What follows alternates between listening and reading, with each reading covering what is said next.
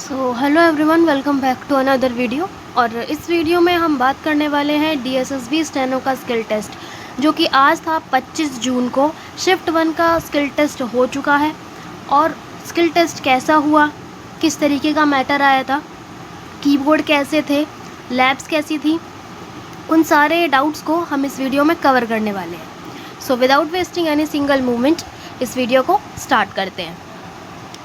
तो DSSB steno skill के सिर्फ और सिर्फ 2 ही सेंटर्स पड़े हैं। पहला नेताजी सुभाष यूनिवर्सिटी जो द्वारका में है, और दूसरा नेताजी सुभाष यूनिवर्सिटी जो कि गीता कॉलोनी के है। तो सबसे पहले आपको सेंटर पे ये सिलेक्ट करना पड़ेगा कि आपको अपना जो शॉर्ट एंड मीडियम है, शॉर्ट एंड का स्किल है, वो आपको हिंदी में देना है या इंग्लिश में। उस अकॉर्डिंग वो आपको लैब अपनी अलॉट करेंगे।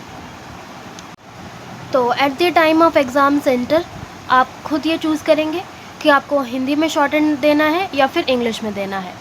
देन उसके बाद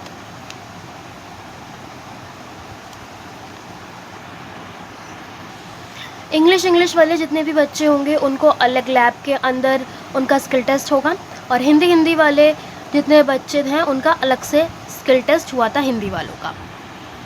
बहुत से बच्चों को अभी भी इस बात की कंफर्मेशन नहीं है। सबसे पहली बात, DSSB के स्टेनो स्किल में 10 मिनट की शॉर्ट हैंड डिक्टेशन हुई थी, जिसे आपको 55 मिनट में अगर आपकी इंग्लिश है तो, और हिंदी में 65 मिनट में टाइप करना था। 800 वर्ड की डिक्टेशन हुई थी 80 की स्पीड पे। उसके बाद आपका 10 मिनट का टाइपिंग टेस्ट हुआ था। हिंदी में अगर है तो 35 वर्ड पर मिनट, एंड इंग्लिश में है तो 40 वर्ड पर मिनट। अब वहाँ के कीबोर्ड कैसे हैं, कंप्यूटर कैसे हैं, तो वहाँ के कंप्यूटर बिल्कुल काफ़ी अच्छी क्वालिटी है। वहाँ का इंफ्रास्ट्रक्चर बहुत अच्छा है। ये एक यूनिवर्सिटी के अंदर एग्ज़ाम कंडक्ट कराया जा रहा है, जहाँ पे DSSB का स्टाफ भी अवेलेबल था। और अगर किसी भी कैंडिडेट को किसी भी तरीके की प्रॉब्लम होती है, जैसे इसका माउस काम नहीं कर रहा, कीबोर्ड काम नहीं कर रहा, तो वो इस चीज़ पे पूरा ध्यान रख रहे थे। और स्टूडेंट्स के कहने पर वो लोगों ने कीबोर्ड भी चेंज किया है। बात कर लेते हैं कि जो डिक्टेशन हुई थी वो ऑडियो में हुई है या डिक्टेटर आया है। तो SSC में हमने जितने भी अब तक स्किल टेस्ट दिए हैं, SSC के अंदर ये होता है कि एक ऑडियो प्ले कर दी जाती है स्पीकर पे, जिसे हमें लिखना होता है। लेकिन DSSB में ऐसा नहीं हुआ है। DSSB में स्पेशली इंग्लिश शॉर्ट हैंड के लिए इंग्लिश शॉर्ट हैंड के टीचर को बुलाया हुआ है, जिन्होंने खुद अपने एग्ज़ाम सेंटर पे ही डिक्टेट किया है। देन बट कैंडिडेट्स ने उसको शॉर्ट हैंड में लिखा है। सेम ऐसे ही हिंदी में बाहर से डिक्टेटर बुलाया हुआ था, उन्होंने 10 मिनट की डिक्टेशन दी है, जिसकी कैंडिडेट्स ने ट्रांसक्रिप्शन करी है। अब बात कर लेते हैं कि हिंदी के अंदर जो सबसे ज़्यादा कॉमन प्रॉब्लम जो आ रही है वो थी फ़ॉन्ट की। क्योंकि फ़ॉन्ट में, जैसे कि DSSB के नोटिस में उन्होंने डाला हुआ था कि फ़ॉन्ट वो देंगे क्रुटिदेव और मंगल रोमेंटिंगेल, लेकिन मंगल इंस्क्रिप्ट भी वहाँ पे अलाउड था, बट मैक्सिमम स्टूडेंट ने वहाँ पे मंगल इंस्क्रिप्ट से ही टाइपिंग करी है, और ट्रांसक्रिप्शन के लिए भी उसी फ़ॉन्ट को यूज़ किया है। तो अगर आपकी भी तैयारी मंगल इंस्क्रिप्ट के साथ है तो आप बिना किसी हेजिटेशन के सेंटर पे जाके अपने स्किल टेस्ट को दे सकते हैं।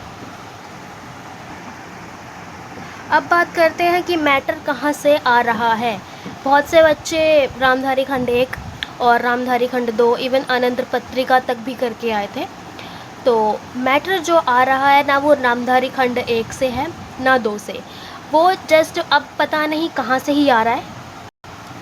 मैटर किसी स्पेसिफिक बुक से नहीं आ रहा है, बल्कि अगर आपके इवन 95 तक की स्पीड है, 95 तक की अगर आपने स्पीड मेंटेन कर रखी है शॉर्ट हैंड में, तो आप इस मैटर को लिख पाएंगे। इस मैटर की स्टार्टिंग की लाइन किस तरीके से थी वो सामने है। स्टार्टिंग की लाइन, महोदय, ये जो ये मैटर है, मैटर की लाइन है वो हिंदी में है। तो इसकी जो स्टार्टिंग की लाइन थी वो है, महोदय, केंद्र सरकार ने भुगतान संतुलन की समस्याओं पर। इस तरीके से पैसेज था।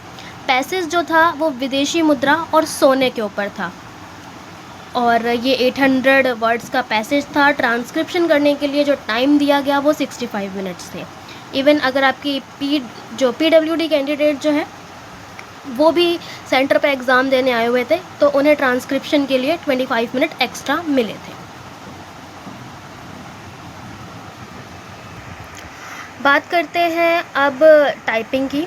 तो टाइपिंग टेस्ट जो हुआ है, जो सेपरेटली शॉर्ट हैंड के बाद ट्रांसक्रिप्शन करने के बाद सेपरेटली कराया गया था, जिसके अंदर हमें एक पेपर दिया गया था और पेपर से देख के हमें 35 वर्ड पर मिनट की हिंदी में या फिर इंग्लिश स्टेनो है तो इंग्लिश में 40 वर्ड पर मिनट की स्पीड निकालनी थी। तो एग्ज़ामिनेशन हॉल में ऐसा हुआ था कि सारे कैंडिडेट्स को पेपर डिस्ट्रीब्यूट कर दिए गए थे जो भी उन्हें मैटर टाइप करना था, लेकिन उस पेपर को उल्टा करके उनकी सीट्स पे रखा गया था। जैसे ही टाइमर स्टार्ट होगा, वो जितने भी इन्विजिलेटर हैं वो स्टार्ट बोलेंगे, तभी हम उस पेपर को देख सकते हैं, उससे पहले उस पेपर को नहीं देख सकते। जो मैटर उन्होंने पेज पे दिया था वो 400 वर्ड्स का था और कितने स्ट्रोक्स हो रहे हैं वो भी मैटर के ऊपर लिखा हुआ था। तो अगर आपकी शॉर्ट हैंड और टाइपिंग दोनों ही अच्छी है तो आपको इस एग्ज़ाम को ज़रूर देना चाहिए।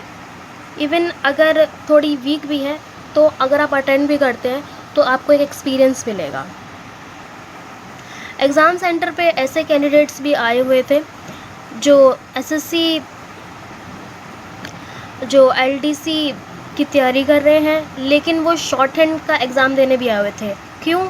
क्योंकि उनको टाइपिंग टेस्ट का एक्सपीरियंस लेना था, इसलिए ऐसे कैंडिडेट्स भी आ रहे हैं।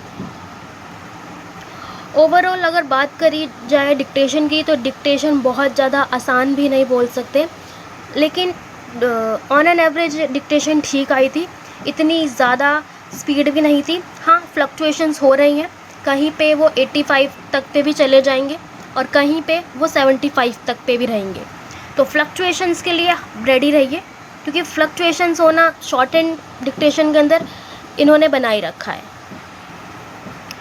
एंड टाइपिंग टेक्स्ट के लिए कीबोर्ड भी वो लोग बिल्कुल सही प्रोवाइड कर रहे हैं, लेकिन कुछ कीबोर्ड्स इतने स्मूथ वहाँ पे अवेलेबल हैं कि ऐसा हो रहा है कि आप कोई भी की को एक बार प्रेस करोगे, लेकिन वो इतना स्मूथ है कि वो 2 बार प्रेस हो रहा है।